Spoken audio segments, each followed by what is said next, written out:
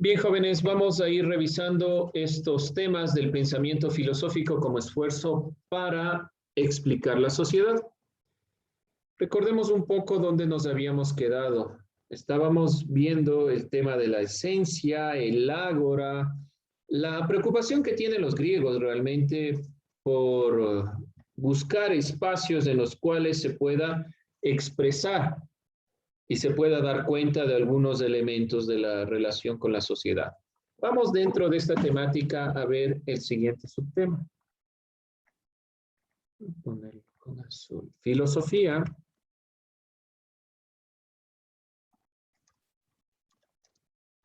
Filosofía.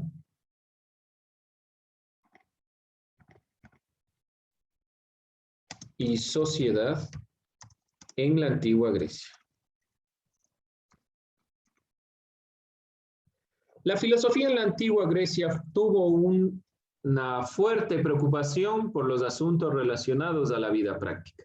Ellos creían que realmente los filósofos no eran personas elevadas ni gente fuera de lo corriente, no eran necesariamente gente que esté fuera de lo común. Para ellos realmente son personas que se ponen a preocuparse de lo cotidiano.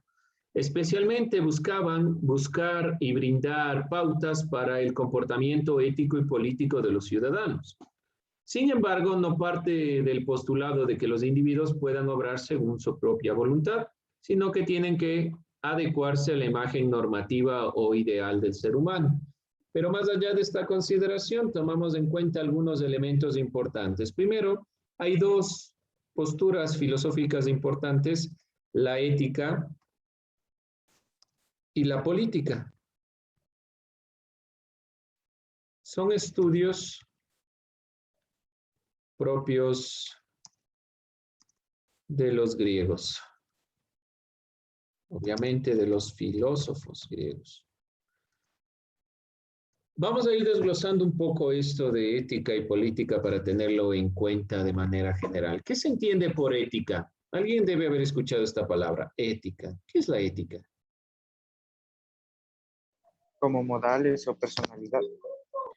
La ética no tiene que ver con la personalidad. Para Aristóteles, por ejemplo, la ética es un hábito. Y si es un hábito, usted puede aprender. La identidad es una característica propia que se va afianzando, ¿sí? Pero es algo que usted ya tiene. ¿Qué más? Ética. Entonces, no por ahí.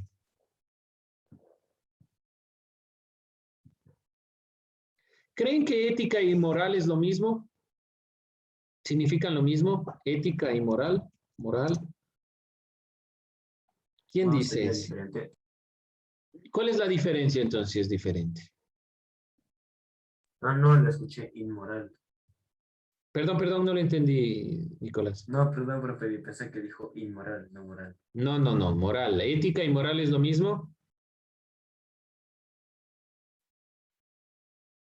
¿De qué se preocupa la ética y la moral? Asumamos que es lo mismo, ¿de qué se preocupa? ¿Qué tiene que ver? ¿Qué estudia?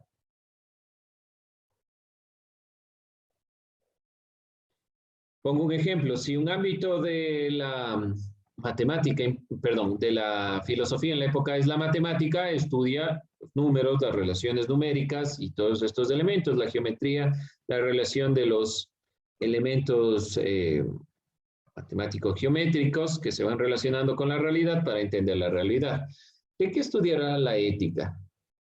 ¿Qué será que tiene? ¿Qué es la ética? ¿Qué es la moral? Voy a plantearles una definición. La ética es el estudio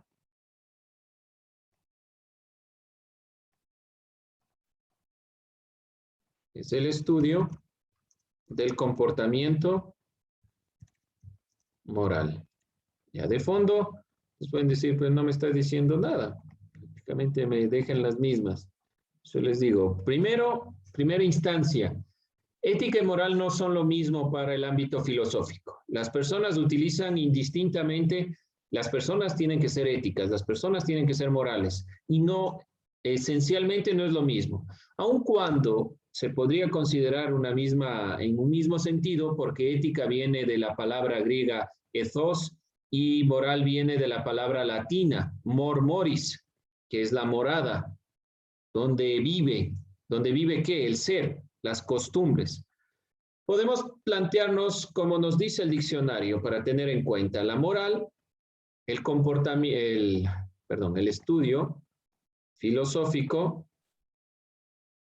moral, vamos a plantearlo así, como el estudio, disciplina filosófica que se plantea el comportamiento humano en cuanto al bien y al mal.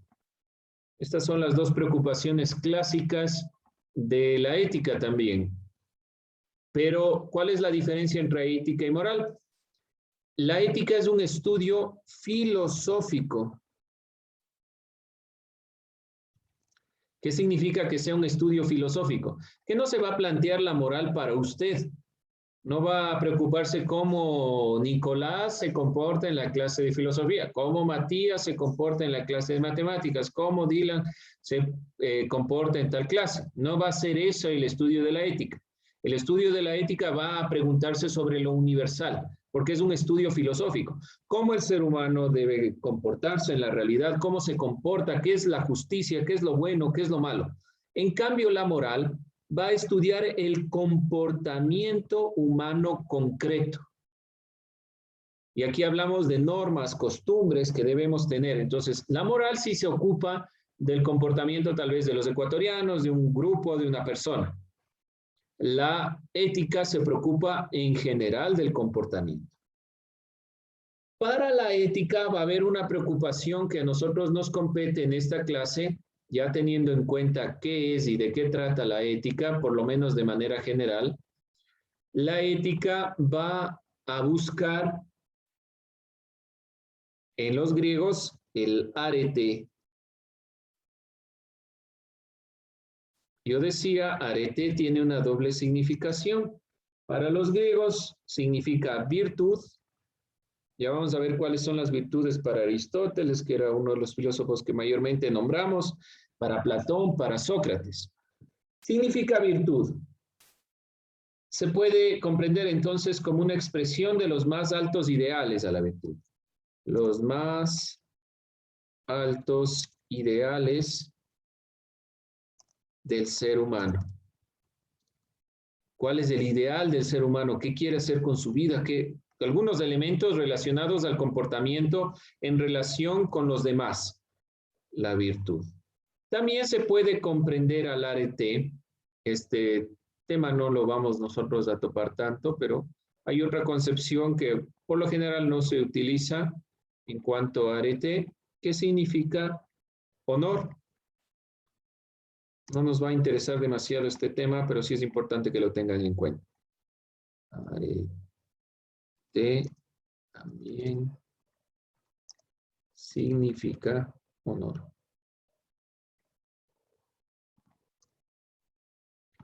¿Qué es el honor?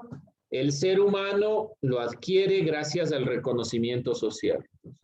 El honor es el reconocimiento social. Recuerden ustedes que para los griegos había una preocupación tanto de la política como de la ética, y de la política proviene el término política de la palabra polis, entonces la relación entre los seres humanos. Esta relación es también cómo nosotros vamos guiando nuestra propia vida con nuestro comportamiento dentro de la sociedad. Entonces, un reconocimiento social también puede ser para alcanzar arete. Esa es la preocupación en cuanto a la ética, la búsqueda de la arete. Vamos a ver qué nos dicen los filósofos sobre el arete. Ya estaremos puntualizando un poco, pero vamos a ver algo de lo que dice. A ver, déjenme ver en qué parte estamos con esto. Puedo adelantar algo más. Todos los filósofos clásicos plantearon una perspectiva del arete, de lo que se quiere alcanzar, cuál es el más alto bien para el ser humano. Si nos acordamos un poco de Sócrates, y hablando un poco de este gran filósofo, nos le llamaron sabio. Para Sócrates, el arete es estar dotado de excelentes cualidades en el alma. Cada objeto tiene sus propias características. Por ejemplo, los zapatos cumplen una función, pero lo más importante es que sean calzados. Pueden cumplir cualquier otra función, que estén de moda, que para que mi perro juegue, lo que sea, pero lo importante es que sean calzados. El cometido que cumple mejor su arete, su virtud, con otras palabras, es la condición para las cuales fueron hechos. Sócrates afirma que el arete del ser humano es la sabiduría, porque fue hecho para eso. Entonces, ¿cuál es la virtud para Sócrates? Conllevar lo que está destinado a usted a hacer. En este caso, el ser humano está destinado a ser racional. ¿Qué quiere decir con esto Sócrates? Sócrates plantea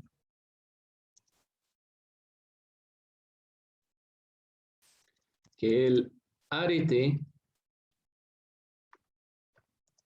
es la racionalidad,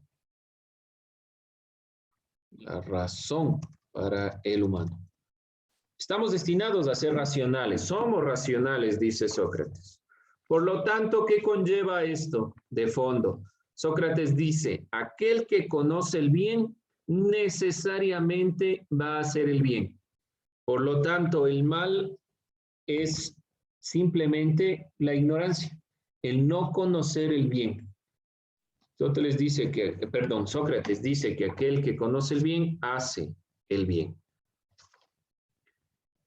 Dentro de esta consideración, por lo tanto, va conformándose en este primer filósofo una idea de lo que es el arete. Vemos aquí nuestra primera consideración de lo que nosotros nos hemos planteado, la ética. Vamos a revisar nuestra segunda consideración, la política. ¿De qué trata la política? Vamos a plantearla acá abajo para que sea más sencillo revisarle. ¿A alguien le falta copiar algo? Mira de abajo, profe, muchas gracias. Ya, ahí le esperamos un momento, ¿ya? Vamos esperando un segundo. Si les falta algo, me dicen, no vaya tan rápido, profe. Frenamos lo que sea necesario. Dicen, puede subir un poco la pantalla, por favor. Claro, con gusto. Déjenme poner esto acá arriba. Ahí está bien. Sí, dice mucho, entonces. Ya, vamos a poner. No, o sea, yo le digo que cuál sería su opinión sobre ese tema. Pero no entiendo cuál es el tema, pues, o sea, cuál es el problema O que sea, lo que la izquierda se está yendo más por el camino de lo general, o sea, lo que se pone de moda. Pero eso es característica del ser humano. No va a decir que al ser humano no le gusta si sale el nuevo iPhone, comprarse el nuevo iPhone, aunque no tenga para comprarse. O si ya sale el PlayStation 5, usted se compra el PlayStation 5. No digo que tenga para comprarse o que se compre o que sea una necesidad, pero la crítica ahí es una crítica bastante floja. Por lo menos ahí es bastante floja. No sé del trasfondo. Por lo menos ahí está dando un argumento que en ámbitos políticos, desde mi punto de vista, y ya con los especialistas o el trasfondo que quiera darle es otra cosa, pero eso no es una característica solo de la izquierda, es una característica propia del ser humano. El problema tal vez que está tratando de mostrar es que la izquierda que promulga los derechos de la comunidad se están basando por consideraciones individualistas y no ven lo comunitario. Tal vez. Por eso le digo a Nicolás, ahí hay que ver el trasfondo del argumento. Porque si yo me quedo con eso, para mí eso es un argumento bastante... No le veo el trasfondo de lo que quiere decir. Para mí es... Ahí queda, no le veo más. O sea, si obtiene o no un beneficio, lo obtiene más allá de por su condición de género, en este caso, por su condición de ser pariente de alguien más. Y eso se da en los derechos, en la izquierda. Entonces, ¿qué punto de la política es lo que está queriendo atacar? Mucho ojo con los análisis políticos, de derecha y de izquierda, de centro, de lo que sea. Los análisis políticos deben ser al trasfondo de lo que está sucediendo. Ejemplo, El socialismo del siglo XXI, para poner un ejemplo, y hablando de política, de lo que estamos hablando aquí, que son temas que le preocupó también a Aristóteles, tal vez no la derecha a la izquierda porque no existía en su época, pero sí cómo llevar o conllevar una sociedad más justa, equitativa, si fueron preocupaciones de Aristóteles, Platón, Sócrates. El socialismo del siglo XXI vino a introducirse desde la consideración alemana, que fue la más fuerte, que influyó, a tratar de superar las brechas sociales que había en América Latina. Esa era la idea. Y se plasmó como una idea de corrupción. Sabemos lo que ha llevado Venezuela, Ecuador, Argentina, Brasil, detrás de los socialismos del siglo XXI. Si el argumento va por ahí, hay que ver a qué se refiere exactamente este personaje que usted se refiere, Nicolás. Trate de buscar el trasfondo, no lo superficial, porque en lo superficial nos quedamos a veces con cosas que yo puedo decir, o puedo criticar. Sí, es algo que no debería pasar, pero no es porque sea de izquierda, sino porque pasa en la humanidad. Entonces, no debería pasar en la humanidad. Es una crítica más ética que el ámbito político, desde mi punto de vista. De ahí por eso le digo, tráigame el argumento y analizamos el argumento. Ese argumento para mí no tiene nada de análisis, desde mi punto de vista. De ahí tráigame lo que quiere decir detrás y podemos analizarlo. Bien, jóvenes, vamos a continuar con el ámbito de la política. ¿De dónde proviene la política? De la palabra polis, ciudad, estado. Los griegos tienen una preocupación por la política porque hay que ordenar, arreglar la conformación de la sociedad. Recurriendo un poco a Sócrates, él fue un gran crítico de su época. Fue condenado a morir, en el caso de que haya existido, porque no tenemos ningún dato de sus textos, él no creía en la consideración de escribir. Todo lo conocemos a través de su discípulo Platón. La polis, que se traduce como una ciudad y hace referencia a la entidad que recoge los más altos principios de la existencia humana, constituye motivo de orgullo pertenecer a una polis. La ciudad era la fuente de todas las normas válidas para la sociedad. Aquí se analizaban las normas.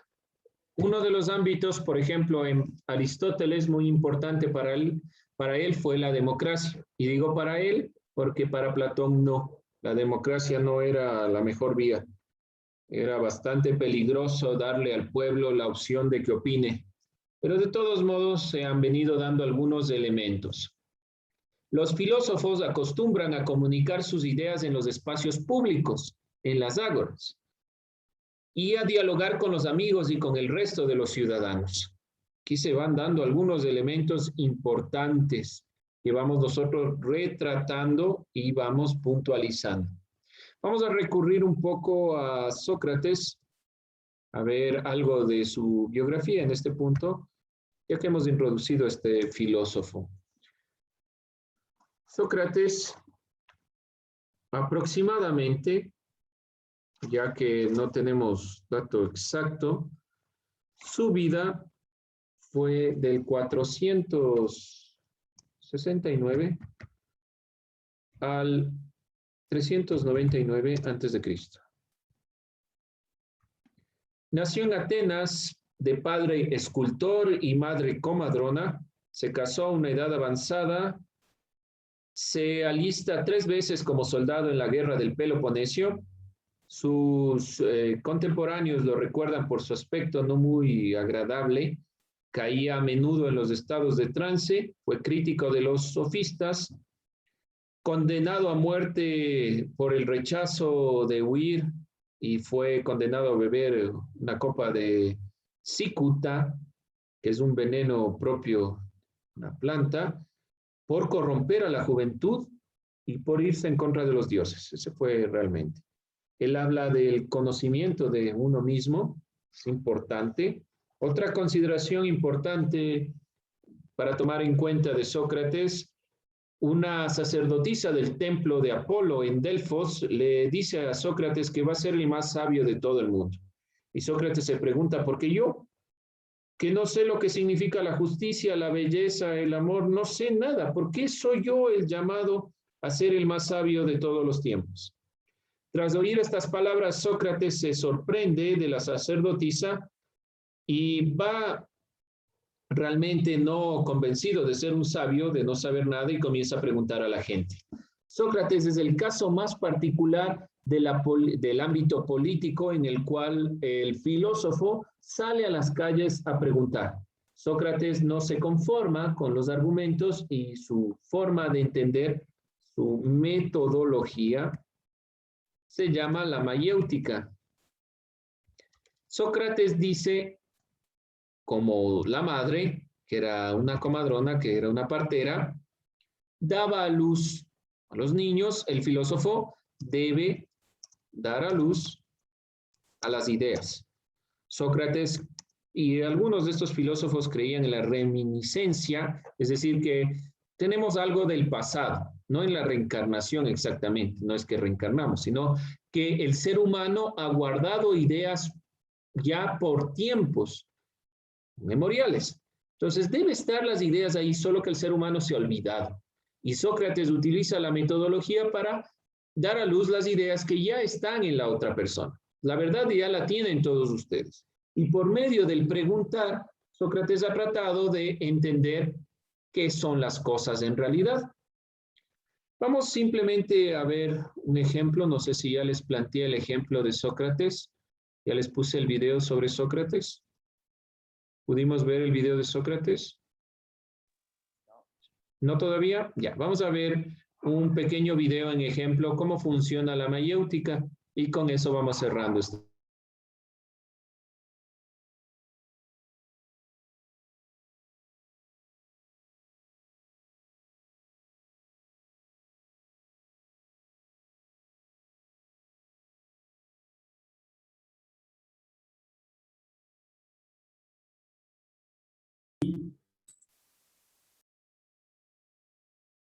Profe, está con el micrófono apagado.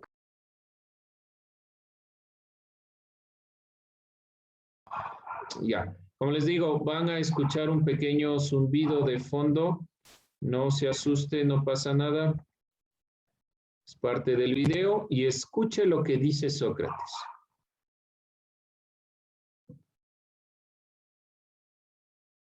Miren, ahí va Sócrates.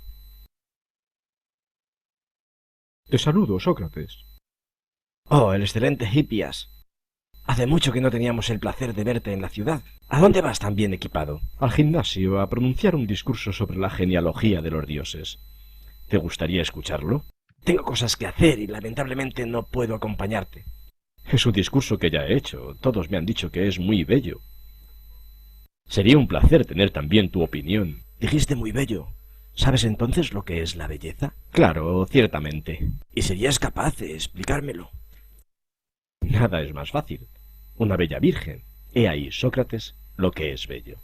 Buena respuesta, pero dime, Hippias, ¿se podría decir que una mula es bella? Sí, en mi pueblo hay mulas de gran belleza. ¿Y una bella cacerola? ¿Se puede decir que es algo bello? No entiendo, querido Sócrates, que te pueda servir de un objeto tan prosaico para hablar de cosas tan elevadas. ¿Qué quieres? Soy tan rústico. De todos modos, aún tú debes aceptar que una bella cacerola es bella. Sí, quizá, pero la más bella cacerola en comparación con una bella virgen es fea. Como la más bella de las vírgenes será fea en comparación con un dios. ¿No es eso lo que quieres decir? Exactamente. Y sin embargo, antes dijiste, una bella virgen, he aquí lo que es bello. Y ahora me dices que comparada con un dios es fea, pero no puede ser bella y fea al mismo tiempo. Te lo explicaré otro día, cuando quieras. Te saludo, Sócrates. Bien, jóvenes, ahí ven un ejemplo sencillo.